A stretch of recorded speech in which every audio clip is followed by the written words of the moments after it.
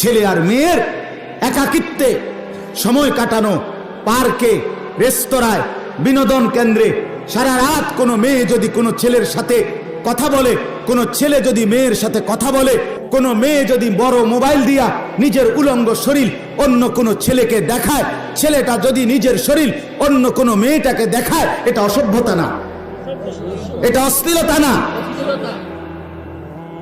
শিখানো হচ্ছে, বুঝানো হচ্ছে, এসো বন্ধু হই।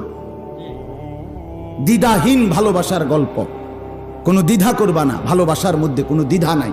মায়ের ইজ্জত বাদ দাও, বাবার সম্মান বাদ দাও, বংশের পরিচয় বাদ দাও, ধর্মের পরিচয় বাদ দাও। ভালোবাসায় কোনো জাত নাই, ভালোবাসায় কোনো পাত নাই, ভালোবাসায় কোনো কিচ্ছু নাই। ভালোবাসা কুকুরের লগে হোক, শুকুরের লগে হোক, চালাও চালাও। এই সম্পর্ক এর মুসলমান বলে? এভাবে সমাজ টিকবে? এভাবে জাতি টিকবে? মিয়া আগাইতে থাকেন। অভিভাবকরা, পর্দার আড়ালের মারা বোনেরা, সেদিন বেশি দূরে নাই যেদিন সন্তান মায়ের পরিচয় দিবে না, সেদিন বেশি দূরে না,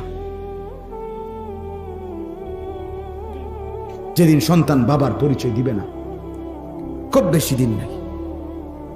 বাংলাদেশে গত 10 বছর আগে আর এখনকার 10 বছর পরে বৃদ্ধাশ্রম বাড়ছে কয়টা? হিসাব লাগান।